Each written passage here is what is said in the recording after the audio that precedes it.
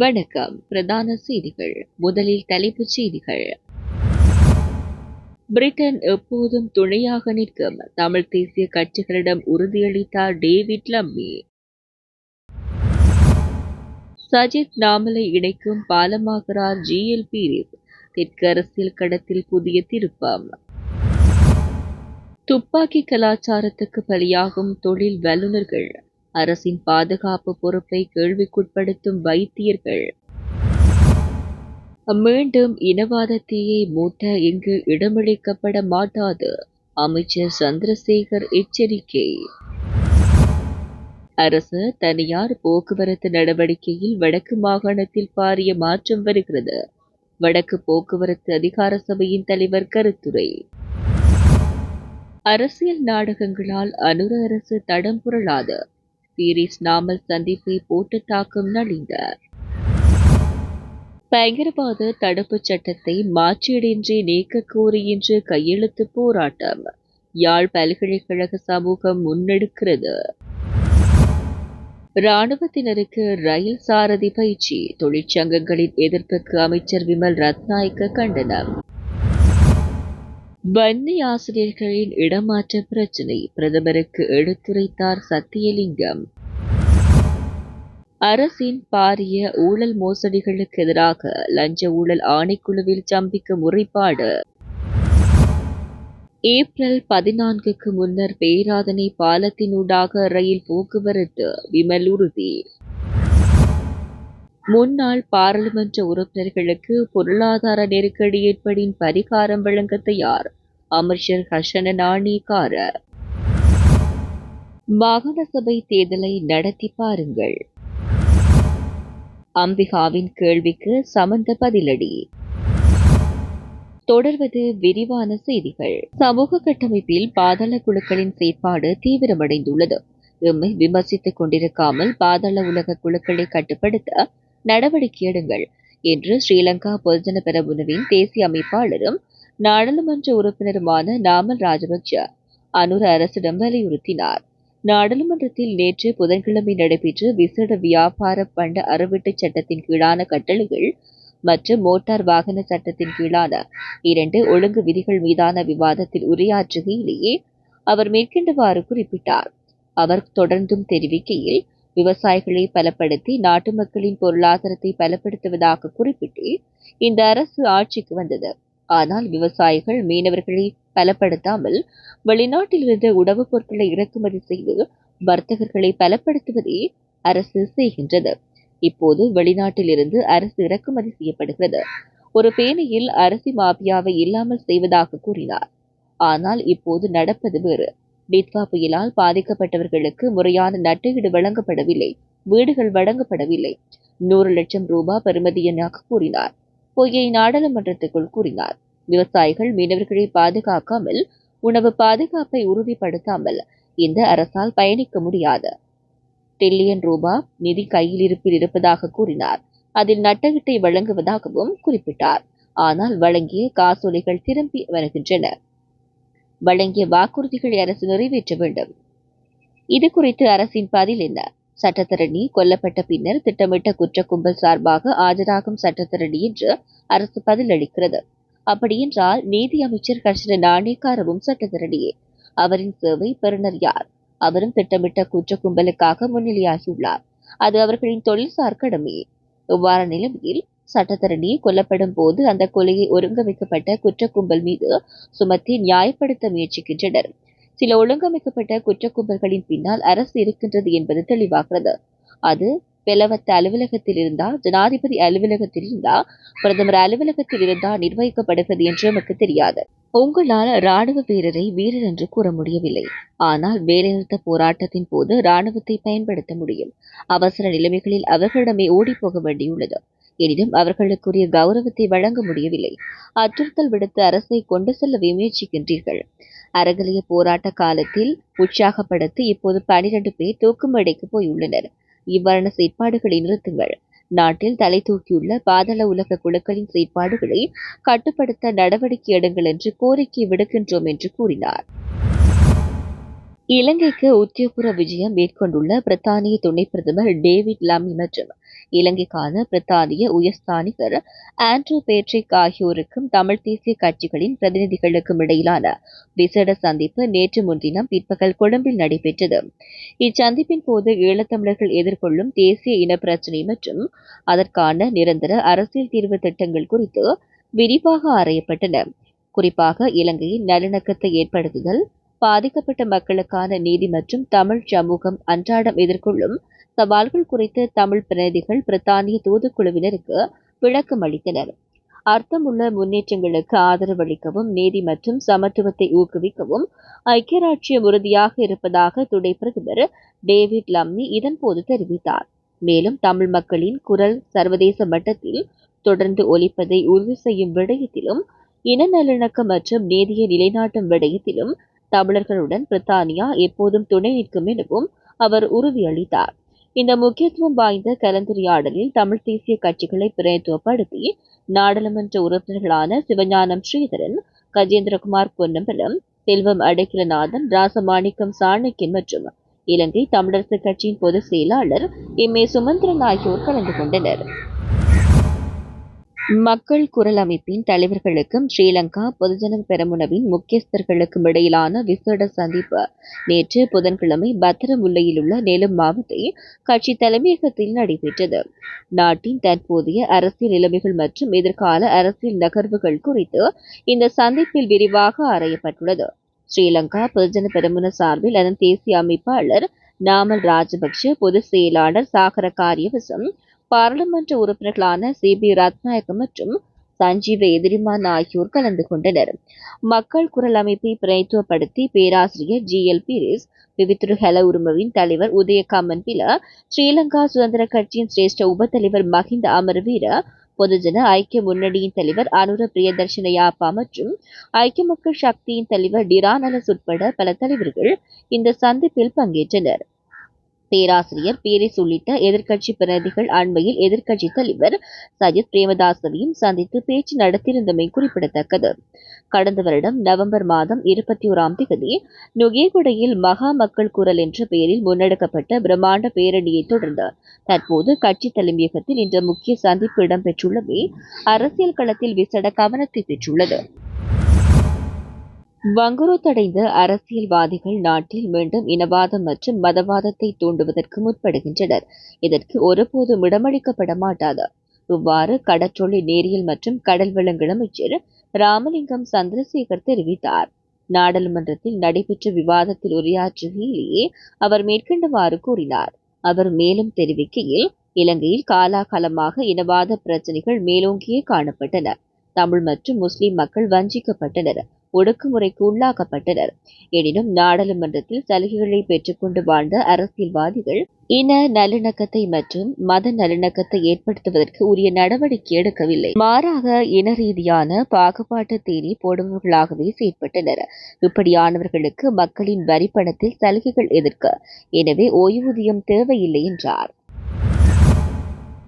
யாழ்ப்பாணத்திலிருந்து அரசை பாதுகாக்கும் சட்டவரையை மீளப்பெறவும் நடைமுறையில் உள்ள பயங்கரவாத தடுப்புச் சட்டத்தை நீக்கவும் வலியுறுத்தி யாழ்ப்பாண பல்கலைக்கழக சமூகத்தினர், பல்கலைக்கழக ஊழியர் சங்கம், பல்கலைக்கழக ஆசிரியர் சங்கம் மற்றும் பல்கலைக்கழக மாணவர் ஒன்றியம் ஆகியன இணைந்து இன்று கையெழுத்து போராட்டம் ஒன்றை முன்னெடுக்கின்றனர்.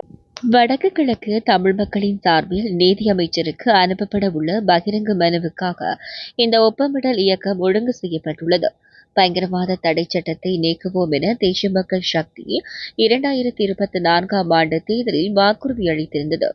மேலும் 2025 செப்டம்பரில் ஐநா மனித உரிமைகள் கவுன்சிலின் கூட்டத்தொடரையொட்டி அச்சட்டம் நீக்கப்படும் என அறிவிக்கப்பட்டிருந்த போதும் தற்போதைய புதிய சட்ட வரைவு அந்த நிலைப்பாட்டுக்கு முரணானதாக உள்ளதாக மனுவில் சுட்டிக்காட்டப்பட்டுள்ளது. இந்த மனுவில் பின்வரும் முக்கிய கோரிக்கைகள் அடங்கியுள்ளன. நடைமுறையில் உள்ள பயங்கரவாத தடுப்புச் சட்டம் உடனடியாக நீக்கப்பட வேண்டும். பயங்கரவாதத்திலிருந்து அரசை பாதுகாக்கும் புதிய சட்ட வரைவு மீளப் பெறப்பட வேண்டும். எந்தவொரு புதிய பயங்கரவாத தடுப்புச் சட்டமும் கொண்டுவரப்படக்கூடாது. ஜனநாயக உரிமைகள் மற்றும் அடிப்படை மனித உரிமைகள் பாதுகாக்கப்பட வேண்டும். இப்படி யாழ்ப்பாண பல்கலைக்கழக சமூகத்தினர் ஒருமித்த குரலில் இந்த மனுவூடாக வலியுறுத்தியுள்ளனர். ராணுவத்தைச் சேர்ந்த 20 பேருக்கு ரயில் சாரதி பயிற்சி வழங்குவதற்கு ரயில்வே திணைக்களத்தின் சில தொழிற்சங்கங்கள் இடமளிக்காதமை குறித்து தான் வருத்தமடைவதாக போக்குவரத்து நெடுஞ்சாலைகள் நகர அபிவிருத்தி மற்றும் வீடமைப்பு அமைச்சர் விமல் ரத்நாயக்க நேற்று நாடாளுமன்றத்தில் தெரிவித்தார். மோட்டார் வாகன சட்டத்தின் கீழான ஒழுங்கு விதிகள் மீதான விவாதத்தில் கலந்து கொண்டு உரையாற்றும் போதே அமைச்சர் இதனை குறிப்பிட்டார். அவர் மேலும் தெரிவிக்கையில், அவசர நிலைமையொன்று ஏற்படும் போது இராணுவத்தினருக்கு ரயில் சாரதி பயிற்சியை வழங்குவது காலத்துக்கு பொருத்தமான செயலாகும். ஆனால் தொழிற்சங்கங்களின் செயல்பாடுகளை முடக்குவதற்காகவே இது செயற்படுவதாக தவறாக புரிந்து கொண்டு எதிர்ப்பு தெரிவிப்பதை ஏற்றுக்கொள்ள முடியாது. எமது நாட்டில் ஒரு நாளைக்கு சுமார் 280 ரயில் பயணங்கள் முன்னெடுக்கப்படுகின்றன. இராணுவத்தைச் சேர்ந்த 20 பேருக்கு பயிற்சி அளிப்பது அவர்களை நிரந்தர சாரதிகளாக நியமிப்பதற்கு அல்ல. இது ஒரு நியாயமற்ற தொழிற்சங்க போராட்டமாகவே அமையவிருந்தது என அமைச்சர் விமல் ரத்நாயக்க கூறினார். கடந்த காலங்களில் சூறாவளியினால் ரயில் பாலங்கள் உடைந்த போது அவற்றை இராணுவத்தினரே திருத்தி அமைத்தனர். அவ்வாறான சந்தர்ப்பங்களில் இராணுவத்தின் உதவியை பெற்றுக்கொள்ள முடியும் என்றால் அவசர காலத்தில் தொடருந்தை செலுத்துவதற்கு 20 பேருக்கு பயிற்சி அளிப்பதில் என்ன தவறு இருக்கிறது என அவர் கேள்வி எழுப்பினார்.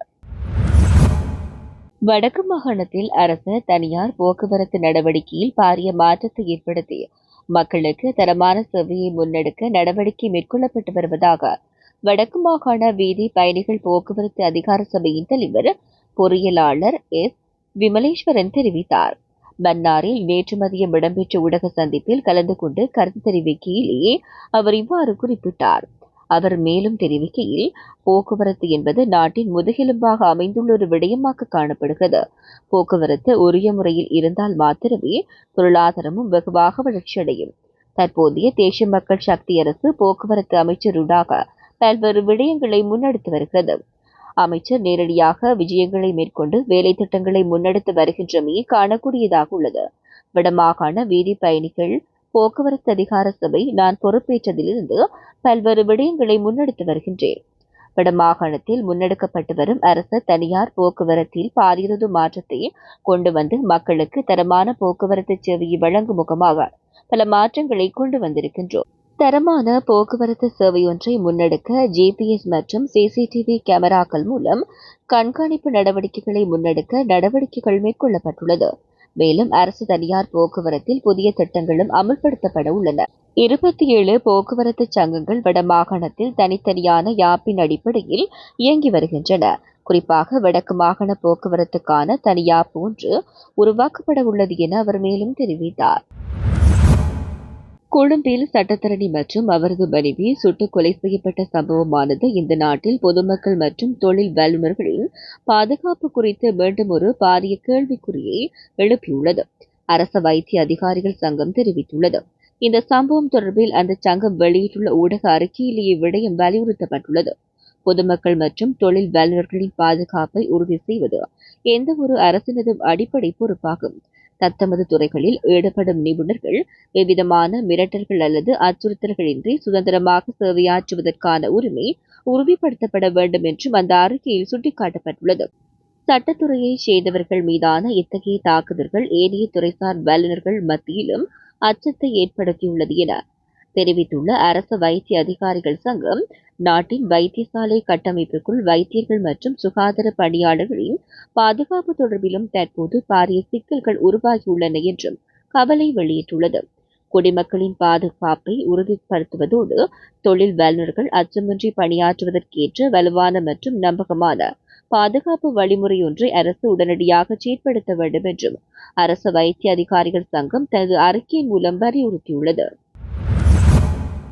பிளவுபட்டுள்ள எதிர்க்கட்சிகள் எத்தனை தடவை ஒன்று கூடினாலும் தேசிய மக்கள் சக்தி அரசின் தூய்மையான அரசியல் பயணத்தை அவர்களால் தடுக்க முடியாது என அமைச்சரவை பேச்சாளர் அமைச்சர் நலிந்த ஜெயதீச தெரிவித்தார். மக்கள் குரல் அமைப்புக்கும் ஸ்ரீலங்கா பொதுஜன பெரமுனவுக்கும் இடையில் நேற்று பத்திரமுல்லையில் உள்ள நெலும் மாவட்ட கட்சி தலைமையகத்தில் நடைபெற்ற சந்திப்பு தொடர்பில் வினவிய போதே அவர் மேற்கண்டவாறு கூறினார். கடந்த காலங்களில் வெவ்வேறு கொள்கைகளாக பிரிந்து சென்றவர்கள் தற்பொழுது தேர்தலை இலக்கு வைத்து மீண்டும் ஒன்றிணைவது மக்கள் நலனுக்காக அல்ல, மாறாக தங்களின் அரசியல் அதிகாரத்தை தக்க வைத்துக் கொள்வதற்காகவே நேற்று வரை ஒருவரை ஒருவர் விமர்சித்துக் கொண்டிருந்தவர்கள் இன்று ஒரே மேசையில் அமர்ந்திருப்பது கொள்கைக்காக அல்ல, மாறாக தேசிய மக்கள் சக்தி அரசு முன்னெடுத்து வரும் ஊழலுக்கு எதிரான விசாரணைகளிலிருந்து தப்பித்துக் கொள்ளவே இந்த அவசர கூட்டணிகள் உருவாக்கப்படுகின்றன. மக்கள் இவர்களை ஏற்கனவே நிராகரித்துவிட்டனர். கடந்த ஜனாதிபதி தேர்தல் மற்றும் நாடாளுமன்ற தேர்தலில் மக்கள் வழங்கிய தெளிவான ஆணையை சிதைக்க இவ்வாறான நெலும் மாவத்தை சந்திப்புகள் முயற்சிக்கின்றன. ஆனால் பிளவுபட்ட எதிர்க்கட்சிகள் எத்தனை தடவை ஒன்று கூடினாலும் தற்போதைய அரசின் தூய்மையான அரசியல் பயணத்தை அவர்களால் தடுக்க முடியாது. இவ்வாறான அரசியல் நாடகங்களால் ஜனாதிபதி அனுரகுமார் திசாநாயக்க தலைமையிலான அரசு தடம் புரளாது. திருடப்பட்ட மக்கள் சொத்துக்களை மீட்கும் பணியும் ஊழல்வாதிகளுக்கு தண்டனை பெற்றுக் கொடுக்கும் நடவடிக்கைகளும் எவ்வித தடையுமின்றி தொடரும் என்றார். டிட்வா புயலினால் சேதமடைந்துள்ள பேராதனை பாலத்தினூடாக ரயில் போக்குவரத்து எதிர்வரும் ஏப்ரல் மாதம் 14ஆம் தேதிக்கு முன்னர் ஆரம்பிக்க திட்டமிட்டுள்ளதாக போக்குவரத்து நெடுஞ்சாலைகள் மற்றும் நகர அபிவிருத்தி அமைச்சர் விமல் ராஜ்நாயக்க தெரிவித்துள்ளார். நாடாளுமன்றத்தில் நேற்று இடம்பெற்ற அமர்வில் கலந்து கொண்டு உரையாற்றும் போதே அவர் இந்த விடயத்தை குறிப்பிட்டுள்ளார். குறுகிய 2.5 மாத காலப்பகுதிக்குள் 1200 கிலோமீட்டர் நீளமான ரயில் பாதை சீரமைக்கப்பட்டுள்ளது. இதற்காக முப்படையினர் பாரிய ஒத்துழைப்பை வழங்கியுள்ளனர். அவர்களின் ஒத்துழைப்பு கிடைத்திருக்காவிட்டால் நாம் தற்போது இந்த இலக்கை எட்டியிருக்க முடியாது. அத்துடன் டிட்வா புயல் தாக்கத்தினால் ஏற்பட்ட அனர்த்தத்தினால் பாதிக்கப்பட்ட பாலங்கள் மற்றும் வீதிகளில் 99% தற்போதைய போக்குவரத்தை முன்னெடுக்கக்கூடிய நிலையை எட்டியுள்ளன. இதற்கு உள்நாட்டு மற்றும் வெளிநாட்டு பாதுகாப்பு பிரிவினரின் ஒத்துழைப்பே பிரதான காரணமாகும். பேராதனை பாலத்தின் புனரமைப்பு பணிகள் பேராதனை பல்கலைக்கழக பொறியியல் பீடம் மற்றும் பல தரப்பினரின் ஒத்துழைப்புடன் முன்னெடுக்கப்படுகின்றன. எதிர்வரும் ஏப்ரல் 14ஆம் தேதிக்கு முன்னர் அந்த பாலத்தின் ஊடாக ரயில் போக்குவரத்தை ஆரம்பிக்க நடவடிக்கை எடுக்கப்படும் என அவர் மேலும் குறிப்பிட்டார். வன்னி மாவட்டங்களில் நீண்டகாலமாக நிலவும் ஆசிரிய இடமாற்ற பிரச்சினைகள் தொடர்பில் இலங்கை தமிழரசு கட்சி நாடாளுமன்ற உறுப்பினர் மருத்துவர் ப. சத்தியலிங்கம் பிரதமரின் கவனத்துக்கு கொண்டு சென்றுள்ளார். கல்வி அமைச்சின் அமைச்சுசார் ஆலோசனைக் கூட்டம் பிரதமரும் கல்வி அமைச்சருமாகிய ஹரணி அமரசூரிய அவர்களின் தலைமையில் நேற்று நாடாளுமன்ற கட்டட தொகுதியில் நடைபெற்றது. இதில் கலந்து கொண்டு கருத்து தெரிவிக்கும் போதே அவர் பிரதமரின் கவனத்துக்கு இந்த விடயங்களை தெரியப்படுத்தினார். அவர் அந்த கூட்டத்தில் மேலும் தெரிவிக்கையில், எமது பிரதேசங்களில் இடமாற்றங்களின் போது, குறிப்பாக ஆசிரியர் இடமாற்றங்களின் போது பல பிரச்சினைகள் ஏற்படுகின்றன. சிறந்த இடமாற்ற கொள்கை ஒன்று இல்லாமையே இதற்கு காரணமாகும். ஏனைய திணைக்களங்களில் வருடாந்த இடமாற்றங்களின் போது நீண்டகாலமாக சேவையாற்றி இடமாற்றம் பெற்றுச் செல்ல தகுதியானோர் மற்றும் வெற்றிடமாக உள்ள எண்ணிக்கை ஆகிய இரண்டையும் சேர்த்து இடமாற்ற எண்ணிக்கை அறிவிக்கப்படும். எனினும் கல்வி திணைக்களத்தின் கீழ் அவ்வாறு நடைபெறுவதில்லை. வெற்றிடங்களின் எண்ணிக்கை மாத்திரமே இடமாற்று எண்ணிக்கையாக அறிவிக்கப்படுகிறது. இதனால் நீண்டகாலம் சேவையாற்றி இடமாற்றம் பெற்று செல்ல வேண்டிய உத்தியோகத்தர்கள் பாதிக்கப்படுகின்றமையுடன் இடமாற்ற பிரச்சினைகளால் மாணவர்களும் பாதிக்கப்படுகின்றனர். ஆகையால் இடமாற்ற விடயங்களின் போது மேற்சொன்ன இரு விடயங்களும் பின்பற்றப்பட வேண்டும். அவ்வாறு செய்தால் இடமாற்றங்களின் போது எதுவித பிரச்சனையும் ஏற்படாது. ஆகையால் அதனை மேற்கொள்ள வேண்டும் என கேட்டுக் கொண்டுள்ளார். தொடர்ந்து வடக்கு மாகாணத்தில் கல்வி திணைக்களங்களின் கீழ் பல்வேறு திட்டங்களின் கீழ் கட்டப்பட்டு பூரணப்படுத்தப்படாதுள்ள கட்டடங்கள் தொடர்பில் பிரதமரின் கவனத்துக்கு நாடாளுமன்ற உறுப்பினர் கொண்டு வந்தார். ஆட்சிக்கு வரும் அரசுகள் கடந்த காலங்களில் மாகாண பாடசாலைகளுக்கு பல்வேறு திட்டங்களின் கீழ் நிதி ஒதுக்கீடு செய்து கட்டடங்களை அமைத்தன. எனினும் அவற்றில் பல பூரணப்படுத்தப்படாதுள்ளன. இது தொடர்பில் கவனம் எடுக்கப்பட வேண்டும்.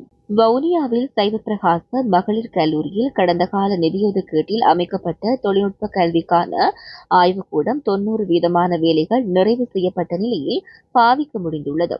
எஞ்சிய 10% வேலைகளை நிறைவு செய்து கொடுக்கும் பட்சத்தில் மாணவர்கள் அதனை பயன்படுத்தி பயனடைவர். ஆகவே இவ்விடயத்தில் அதிக கரிசனை எடுக்குமாறு கேட்டுக் கொள்கின்றேன் என தெரிவித்தார். மேற்படி விடயங்கள் தொடர்பில் ஆராயப்பட்டு அந்த வேலை திட்டங்களை நிறைவு செய்ய நடவடிக்கை எடுக்கப்படும் என பிரதமர் பதிலளித்திருந்தார். தற்போதைய அரசாங்கத்தின் ஊழல் நிறைந்த செயற்பாடுகளை அம்பலப்படுத்தும் வகையில் ஐக்கிய குடியரசு முன்னணியின் தலைவர் பாட்டாளி சம்பிக்க ரணவக்க நேற்று லஞ்ச ஊழல் விசாரணை ஆணைக்குழுவுக்கு சென்று முறைப்பாடு ஒன்றை முன்வைத்தார். நிலக்கரி இறக்குமதிக்கான கொள்முதல் செயல்பாட்டில் இடம்பெற்றுள்ள பாரிய முறைகேடுகள் மற்றும் மோசடிகள் தற்போது நாட்டில் பேசு பொருளாகியுள்ள நிலையில் இலங்கை மின்சார சபை அண்மையில் சமர்ப்பித்த அறிக்கைகள் மூலம் அந்த உண்மைகள் உறுதிப்படுத்தப்பட்டுள்ளன. குறிப்பாக தரமற்ற நிலக்கரியை இறக்குமதி செய்வதன் மூலம் நாட்டுக்கு 1759 மில்லியன் ரூபாய் நஷ்டம் ஏற்பட்டுள்ளமையை முறையான தரவுகளுடன் பாட்டாளி சம்பிக்க ரணவக்க இதன்போது வெளிப்படுத்தினார். மேலும் தற்போதைய ஒப்பந்தத்தின் கீழ் 2026 ஆண்டுக்குரிய 25 நிலக்கரி கப்பல்களை இறக்குமதி செய்ய வேண்டியுள்ள நிலையில் தற்போதைய நடைமுறை தொடர்ந்தால் நாட்டுக்கு சுமார் 1099 கோடி ரூபாய் வரை மேலதிக நஷ்டம் ஏற்படும் என்பதையும் அவர் சுட்டிக்காட்டினார்.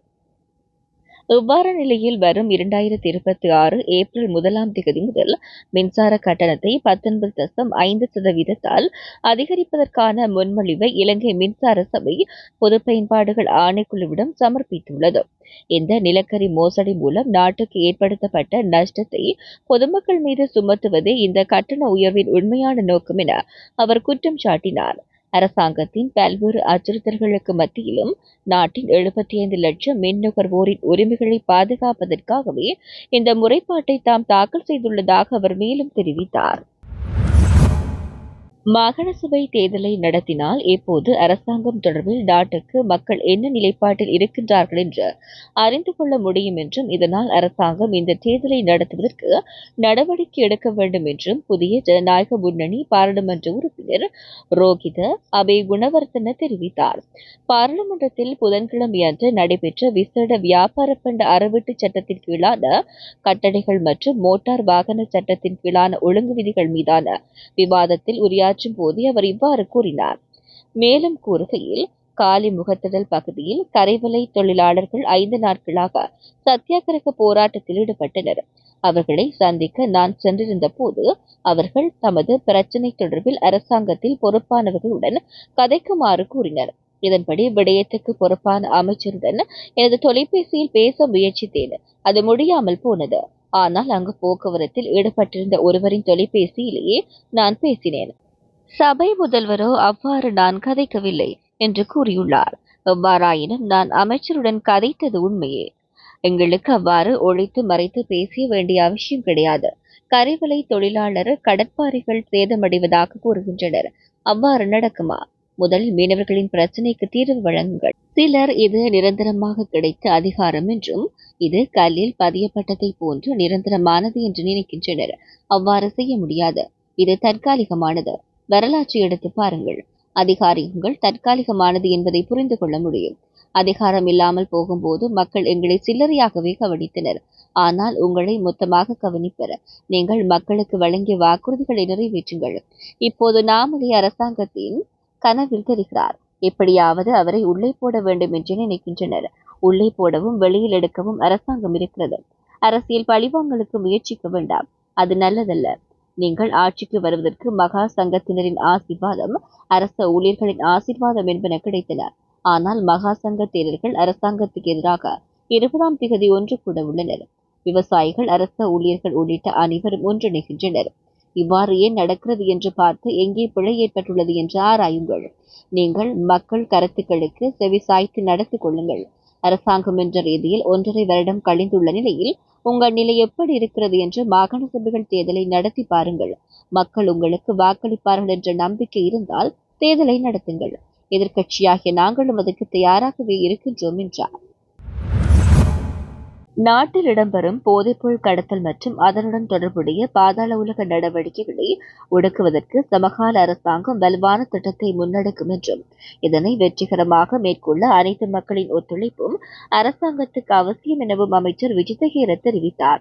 அரசாங்க தகவல் திணைக்களத்தில் நடைபெற்ற அமைச்சரவை தீர்மானங்களை அறிவிக்கும் ஊடகவியலாளர் சந்திப்பின் போதே அவர் மேற்கண்டவாறு குறிப்பிட்டார். இது தொடர்பாக அவர் மேலும் தெரிவிக்கையில் அரசாங்கம் தேசிய போதைப்பொருள் எதிர்ப்பு திட்டத்தை வெற்றிகரமாக செயல்படுத்தியுள்ளது. அந்த திட்டத்தின் கீழ் உள்நாட்டிலும் சர்வதேச அளவிலும் செயல்படும் போதைப்பொருள் கடத்தல்காரர்கள் கைது செய்யப்பட்டு நாட்டுக்கு அழைத்து வரப்பட்டு சட்ட நடவடிக்கை எடுக்கப்பட்டுள்ளது. அங்குரைகுடவில் நடந்த துப்பாக்கிச்சூடு சம்பவம் குறித்து அரசாங்கம் கவலை தெரிவிக்கிறது. போதைப்பொருள் கடத்தல் அல்லது பாதாள உலகத்துக்கு நேரடியாகவோ அல்லது மறைமுகமாகவோ எந்த வகையிலும் உதவி மற்றும் துணை புரிவதை தவிர்க்குமாறு பொதுமக்களிடம் கேட்டுக் கொள்கின்றோம். அங்குரைகுட ராணுவ தலைமையகத்துக்கு அருகில் நடந்த இந்த சம்பவம் குறித்து உடனடியாக விசாரணைகள் தொடங்கப்பட்டுள்ளன என தெரிவித்தார். ஊடகவியலாளர் ஒருவர் கேட்ட கேள்விக்கு பதிலளித்த அமைச்சர், ஒரு அரசாங்கம் என்ற வகையில் நாட்டில் பௌத்த மதத்தின் நிலைத்தன்மைக்காக நாம் மிகவும் கடினமாக உழைத்து வருகின்றோம். குறுகிய நோக்கங்களுடன் பல்வேறு குழுக்களால் மேற்கொள்ளப்படும் சம்பவங்களால் இந்த பணியை குறைத்து மதிப்பிட முடியாது. மடங்கள் மற்றும் கோயில்களில் வசிக்கும் துறவிகளின் நலனுக்காக அரசாங்கம் பெரும் பங்களிப்பை செய்து வருகிறது என கூறினார்.